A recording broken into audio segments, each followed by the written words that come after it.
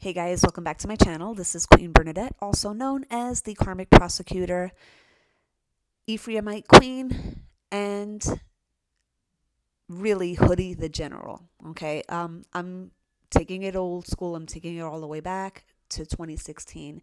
I feel the way that I'm being pushed right now is to take it back to the old school.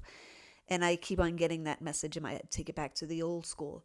Because you remember the old school was me really going after bitches, and back then I did it with cards. Now I don't do it with cards anymore. It's just straight up channeling, straight up channeling. And from now on, I'm going to be the general that you guys are used to me being. I feel that there has to be a little bit of a balance there. As feminine as I am, as soft as I am, there is still a side of me that has laid dormant for the time being until now.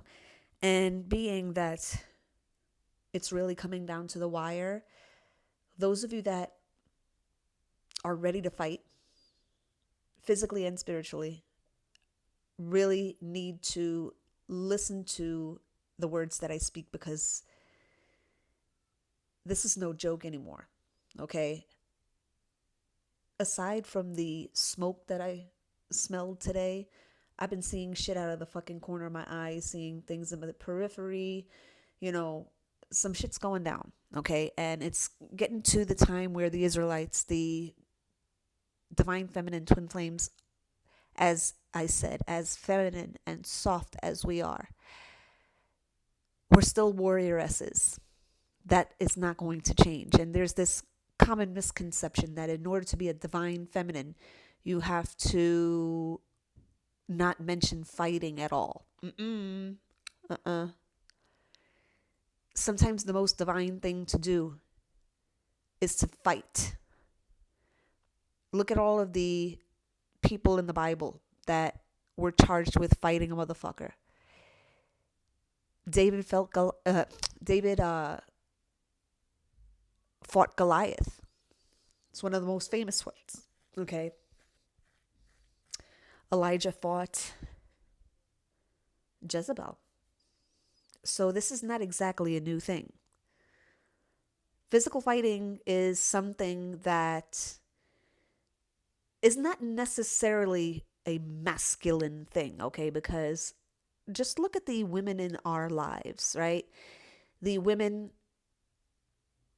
as far as the ones that I resonate with and resonate with me, they all come from women that know how to fucking throw down, okay? And if you really look, you want to talk about ancestors, you look at your ancestors.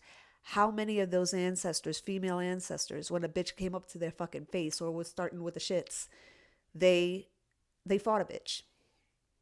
But now there's this common misconception that the way you fight is by doing spell work to a person. It's like, it really shows your lack of balls. It really shows your lack of testicular fortitude when the only thing that you can do is talk some mess, deflect, then do some magic.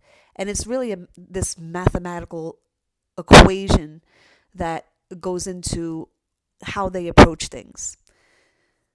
They like to start some mess, and then they start it with the wrong one. They realize that they started it with the wrong one, because not everybody is going to ignore a bitch.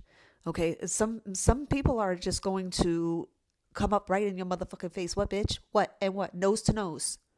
Nose to fucking nose. And I've had my share of people that have come against me because they didn't like the fact that I was saying the truth. They didn't like, that I had reestablished my position as the leader here. They didn't like it. And the ones that didn't like it were the up and comers trying to get my scraps, right? Ride my coattails. I've talked about this before. Um, and then you got some people that have started mess with people simply to be paid attention to. because you got to really observe a person's behavior. This is what I'm going to ask you guys to do. A lot of people might be like, well, Bernie, we're supposed to be, getting to union and we should be really concentrating on that. Yes. But at the same time, do you really think that it's going to be an easy transition? Do you think that the powers that be and those that work for the powers that be are going to make it easy on you? Oh no. Oh no, they're going to fight you tooth and motherfucking nail. So you better fight tooth and motherfucking nail. How badly do you want this? That's the question I got to ask to you. How badly do you want this? Because they're not going to make it easy. They're not just going to sit down and watch you walk and get your crown. I want to illustrate a point for you. Cinderella spent years being hated on and she was supposed to be of a high position, as told by the end of the movie, okay? She was meant to be in a high position, okay? But she spent all those years scraping and toiling and doing everything for that rotten stepmother and her fucking ugly fucking hating ass stepsisters, okay? Then when her shining moment comes, those three bitches hated it. When her shining moment comes, and God always provides, okay? God always provides. She had one slipper. See, God does things on purpose. The thing that you think might be an accident or might be the thing that is going to distract you from your destiny is actually setting you up for your destiny. Just go back to that. Go back to Cinderella every single time. Okay? She left that glass slipper there. Not because she's clumsy, not because she's forgetful. And for a minute she went back for it, but because of the time limit, she had to get back into that pumpkin. She gets back into the pumpkin, but what does it do? It leaves the calling card for the prince. Okay? And what does it also do? Because you see, the divine already knows what's going to happen in the future. So she leaves that glass slipper there. She has no time to retrieve it. She goes into the pumpkin, gets home, goes back to her old life. Okay? And the next day, because the prince is smitten, he wants to find her. You see how this connects to Twin Flame? There's a connection there. So he, in his power, searching the whole kingdom for that maiden that fits that shoe. Everybody wants to fit that shoe. Everybody wants to be a divine feminine, but not everybody fits the divine feminine shoe.